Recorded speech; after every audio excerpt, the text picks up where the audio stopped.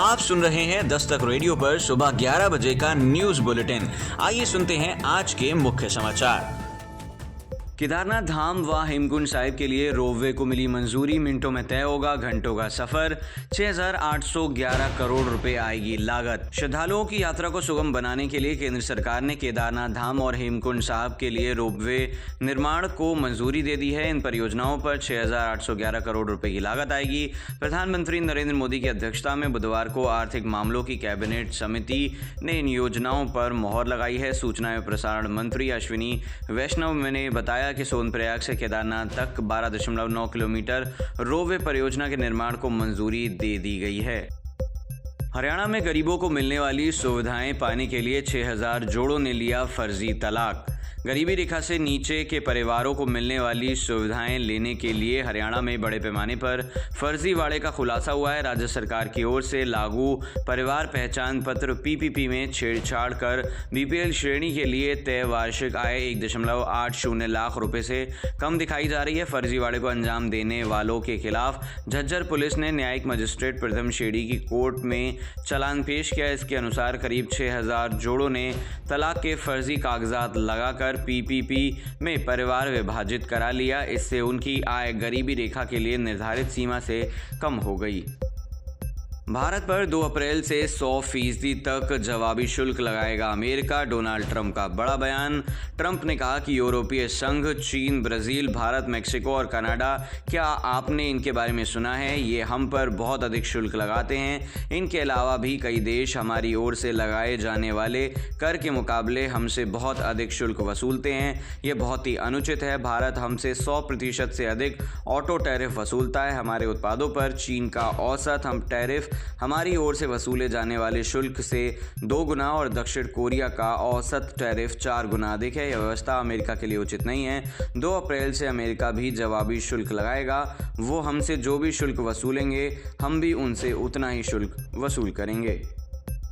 औरंगजेब वाले बयान पर आज़मी महाराष्ट्र विधानसभा से निलंबित। आज़मी बोले टिप्पणी वापस ली, फिर भी निलंबन। सपा विधायक अबू आजिम आज़मी को मुगल बादशाह औरंगजेब की तारीफ करने वाली टिप्पणी के लिए बुधवार को महाराष्ट्र विधानसभा के बजट सत्र से निलंबित कर दिया गया। सत्र 26 मार्च को समाप्त होगा। आज़मी ने निलंबन को गलत बताया है। 3 जुलाई से 9 अगस्त तक होंगे बाबा बर्फानी के दर्शन। वार्षिक श्री अमरनाथ यात्रा इस वर्ष 3 जुलाई से शुरू होगी। 38 दिन तक चलने वाली यह तीर्थ यात्रा 9 अगस्त को रक्षाबंधन के दिन पूर्ण होगी। यह निर्णय उपराज्यपाल मनोज सिन्हा की अध्यक्षता में श्री अमरनाथ जी श्राइन बोर्ड की 48वीं बैठक में किया गया।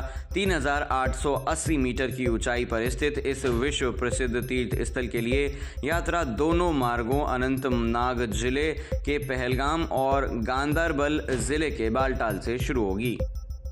पहचान छिपाकर रह रही महिला नक्सली दिल्ली में हुई गिरफ्तार। पहचान बदलकर रह रही महिला नक्सली को दिल्ली पुलिस ने गिरफ्तार किया है। 5 वर्ष का कठोर प्रशिक्षण ले चुकी यह नक्सली साल 2018, 19, 20 में हुई 3 मुठभेड़ों में शामिल रह चुकी है। पहाड़ों पर बर्फबारियों ने सैलानियों को लुभाया। जम्मू कश्मीर और हिमाचल प्रदेश की ऊंची पहाड़ियों पर मार्च के महीने में ताज़ा बर्फबारी सैलानियों को काफ़ी ज़्यादा लुभा रही है। जम्मू कश्मीर के प्रसिद्ध पर्यटन स्थल पहलगाम, जहां पर बुधवार को बर्फ से ढकी ढलानों को देखने के लिए बड़ी संख्या में पर्यटक पहुंचे। राहुल गांधी के कोर्ट में पेश नहीं होने पर 200 रुपये का लगाया गया जुर्माना। वीर सावरकर के खिलाफ अपमानजनक टिप्पणी के मामले में पेश नहीं होने पर विशेष एमपी एमएलए अदालत ने लोकसभा में नेता प्रतिपक्ष राहुल गांधी पर 200 रुपये का जुर्माना लगाया है। साथ ही अगली सुनवाई में 14 अप्रैल को पेश नहीं होने पर कठोर कार्रवाई की चेतावनी दी है। फाइनल में 25 साल बाद टकराएगा भारत फाइनल में 25 साल बाद टकराएंगे भारत और न्यूजीलैंड। दक्षिण अफ्रीका को दूसरे सेमीफाइनल में सेंटनर की टीम ने 50 रन से हराया। भारत की चैंपियंस ट्रॉफी के फाइनल में खिताबी भिड़ंत न्यूजीलैंड से होगी। दोनों टीमें 25 साल बाद एक बार फिर से आमने सामने होंगी। साल 2000 में न्यूजीलैंड ने चैंपियन ट्रॉफी को अपने नाम किया था। भारतीय टीम इस टूर्नामेंट में उप विजेता रही थी। तेजस के पायलट 50,000 फीट की ऊंचाई पर भी ले सकेंगे आसानी से सांस। परीक्षण हुआ सफल। रक्षा क्षेत्र में भारत ने एक और लंबी छलांग लगाई है। अब स्वदेश निर्मित तेजस लड़ाकू विमान के पायलट 50,000 फीट की ऊंचाई पर भी आसानी से सांस ले सकेंगे। रक्षा अनुसंधान और विकास संगठन DRDO ने तेजस विमान के पायलटों की सुविधा के लिए 50,000 फीट की ऊंचाई पर इंटीग्रेटेड लाइफ सपोर्ट सिस्टम का सफल परीक्षण किया है। पर्यावरण निधि से आईफोन खरीदना गंभीर चिंता की बात, सुप्रीम कोर्ट का बड़ा बयान।